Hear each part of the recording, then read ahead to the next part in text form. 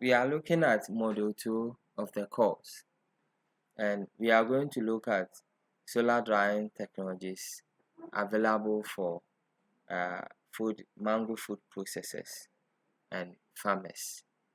And in looking at solar drying technology, you must consider some factors as the cost, the availability of solar dryer, and if you are going to produce for international market, you must look at the quantity of dry products the solar dryer can produce. So that's why sometimes there's a mixture of solar dryers and electric dryer. So there are different solar dryers or dryers one can lay their hands on. We have electric dryer, we have solar biomass dryer, biomass gas dryer, then we have the solar gas dryers. All these things are different solar dryer you can lay your hands on. Then we also have freeze dryers you can use for drying.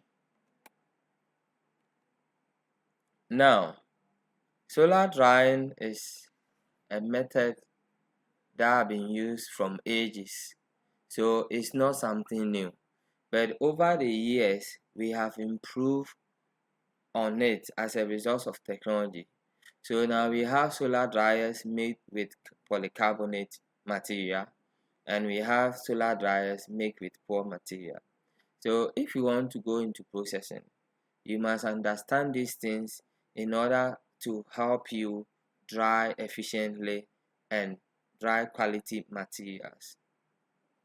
Now, the basic idea behind solar drying is to harness the power of sun to heat the air and create low humidity environment which promotes evaporation of moisture from the fruit. And small scale solar dryers are commonly used by farmers and also small scale food processors to dry produce for personal consumption or for sale. Then we also have large scale solar drying systems are used by commercial food manufacturers to dry on a larger scale. And solar drying can help reduce post-harvest losses, improve food quality, and increase the value of agri products. Now, we have R&D, research advances. As a result of research, now there are smart sensors and automation control that have been introduced to control drying methods. Even though these technologies may not be available in Africa or developing countries, as somebody who wants to learn about food processing and packaging and also mango drying, you must know these things so that when you are going to upscale, you will know what to do. So research is also being conducted on novel materials and coatings for collectors to improve efficiency and durability of solar dryers. And also there are researches on integration of solar drying systems with other renewable energy sources such as wind, biomass to create hybrid drying systems. Now let's look at types of solar dryers. We have hybrid solar dryers, and these dryers combine solar energy with another source of heat, such as electricity, biomass, and they are designed to provide consistent drying conditions even when solar radiation is limited, making them suitable for areas with varying patterns. Then we also have a mixed mode solar dryer. These dryers can operate in both direct and indirect mode depending on the availability of solar radiation. They provide flexibility in drying different types of products and can be more efficient than other types of dryers. Now we also have direct solar dryers. These are simple type of solar dryers and consist of box with a transparent cover, a bracking surface to absorb heat, and a vent for airflow. Then lastly, we have indirect solar dryers. These dryers have a separate collector and drying chamber, and the collector absorbs solar energy and transfer it to the drying chamber using air or heat transfer fluid. And this type of dryer is more efficient than direct solar dryers as it allows for better control of temperature and airflow. Now we are moving on to Model 2, which focus on solar gas drying technology. Why are we specifically looking at solar gas drying technology? Because the solar drying technology, upon experience and my consulting for clients in Ghana and other African countries, has proven to be efficient because they are made of polycarbonate material that have high capacity to stand sun heat and tear. So we are looking at this model because it will help you if you want to go into drying, and it will keep long for you to make profit whatever way you want to do. So this solar drying technology, in terms of the solar gas drying technology, combines the use of solar energy and gas combustion to effectively dehydrate agri-products such as fruit, and the process involves harnessing energy to heat the drying chamber and utilizing gas as a supplementary source of heat to accelerate drying process. Now, by controlling the temperature and airflow within the dryer, moisture from the fruit evaporates and is carried away, resulting in a high quality and long shelf life product. So, in solar drying, all what we are trying to do, or the principle behind that technology, is that we want to control the moisture that can evaporate, and we look at the rate at which moisture can evaporate and be removed from the fruit. That's why the current solar dryer, like the solar gas dryer, they have fans inside. And solar drying had been one of the traditional methods used for centuries to preserve food. And because of the current technologies and advance in technology, now this solar gas dryer is doing a lot of wonders, because people in Ghana and other African countries are complaining of high cost of electricity. So most of my clients, I recommend the solar gas dryer made of hard plastic material. One of the key principles behind solar gas drying technology is the use of thermodynamics to control the drying process. And by manipulating the temperature, humidity, and airflow within the dryer, operators can optimize the conditions to achieve desired level of hydration while also minimizing energy consumption. Energy consumption is one of the key things both producers look at, because if there's high consumption of energy, it's going to affect the profitability of the producer. So in fabrication, producers and both the fabricators look at the energy consumption.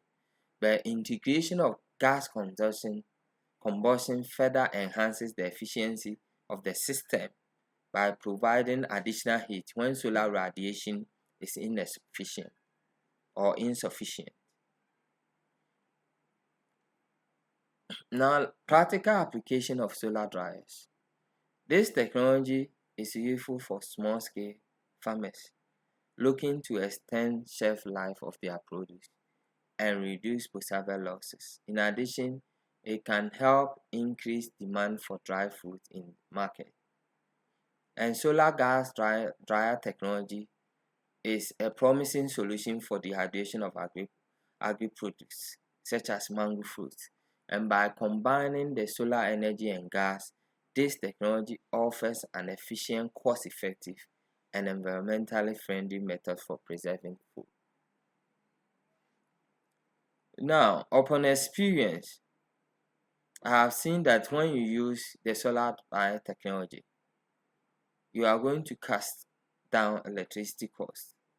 And this money you are going to save can be used to improve competitiveness of your product in terms of going through FDA certification, assessing new market or developing go-to-market strategy, and engaging consultant that can help you globalize your product. Because in globalizing your product, it goes with cost. And therefore, it is very important that if you are considering going into mango drying business, you must look critically at solar drying technology. And also, don't just go and buy any dryer. We have people that try to engage fabricators to design solar dryers for them, and they did, and they were not efficient. I remember there was this client that complained of the solar dryers, the plastic material used for solar dryer getting torn. Why? Because the fabricators didn't use quality material. So please, if you are going to engage fabricators, make sure that you engage consultants to assist you to do that. That brings us to the end of this model. Now we are moving on to model 4, and model 4 we are looking at dry mango fruit. Now we've gained knowledge on quality requirements, market requirements. Then we look at various solar drying technologies.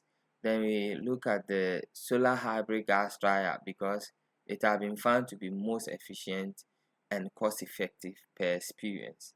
Now it's time for us to dry the mangoes. And in drying mangoes, you look at the type of dryer you are going to use, because each type of dryer is going to have effect on the quality of the type of dryer, and the efficiency of the dryer is going to determine the number of days needed for drying.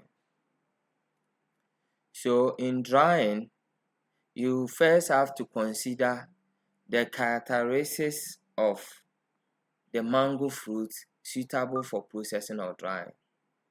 It's not any mango fruit that's suitable for drying. For instance, the variety of mango fruit being delivered to the factory should be mango variety that's suitable and for intended use. And also, in drying, you should look at factors such as maturity.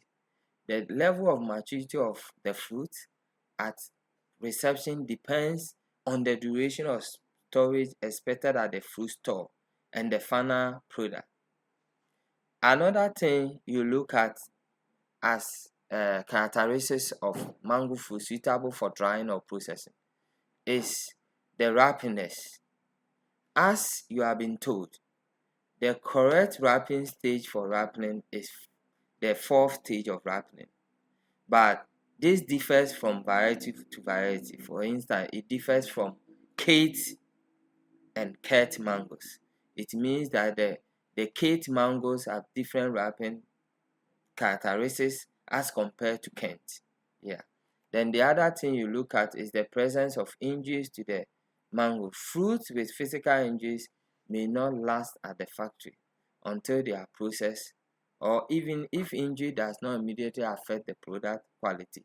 In most cases, however, fruit with physical injuries may make poor quality product. Then lastly, disease and pest infestation. That one of the most critical things as a processor or producer you must look at. Farmers normally fight with processors because when they bring the fruit, you may not see any indication of disease or pest infestation. But as you receive the mango fruit and you put it there for 2 weeks to ripen, you will see that it will continue to show the infestation, and sometimes you can reject as high as 40% of the fruit as a result of disease and pest infestation. And most diseases that are normally identified at the factory when the mango is mature are anthracnose and mango bacteria black spot. So it's one of the characteristics you must look. So if you want to consider the suitability of mangoes for drying or processing. Then physical appearance. Physical appearance of fruits may be an indication that the internal problem that can affect product quality. For instance, there may be fruits with inconsistent ripening. This may indicate uneven ripening, and you have to just sort that fruit out. Yeah, as I said, the final product for which the fruit are acquired may depend on the raw material. So if you see uneven ripened fruit, please do well and put it aside. Yeah. So these are some of the things, characteristics you look at to assess the suitability of fruit for drying. Now let's consider tools for mango processing or drying. Now we look at the crates, because as a processor you may receive the fruit at the factory. You must also get crates, because the farmers may transport in a Kia without a crate. So when it comes there, you must get a crate for fruit reception and offloading. Then another tool we look at is refractometer. To check the quality of the fruit, you need to check the sugar level, or what we call Brix level. Normally, we processors prefer mangoes that have sugar levels between 16 to 18% of Brix. So you must check that. And the tool you need is refractometer. And you need an electronic weighing scale to measure the weight of the mangoes to assess the different types of weight. You also need trolleys for moving the heavy load materials such as mango cartons, dry mangoes when you finish. And you need production records. You need a book that you can record all what you do at the factory. So these are the tools you need for mango processing or drying. Then the other thing, now let's move on to the actual thing of mango drying at the factory. Now, the mango drying at the factory, you need to inspect the fruit when you receive them. And before the fruit comes, you need to prepare for that. Then there must be initial inspection of fruit by quality assurance officers. Then you must weigh the fruit, as I said. There must be documentation, number of fruit received, quantity of fruit received, where the fruit are coming from, and also you must keep records on the status of the fruit. Did the inspector say the fruit was intact or it has some problem, so that you can report to the farmer? Then you must sort the mango fruit as they come. These are pre-processing activities that one must consider before the actual processing.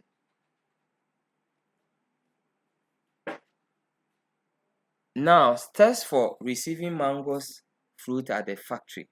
Number one, you grade mango fruits, grade according to ripeness. Then you pack mango fruit according to ripeness in manner that allows the more ripe fruit to be processed. So these are part of the pre-processing activities. Now comes the actual drying, step for producing dry mangoes. And in drying mangoes, there are pre-processing activities, as I have already said: sorting, washing, peeling. And these pre-processing activities are not part of the actual drying processes, but they are needed to ensure efficient drying and quality of the final product.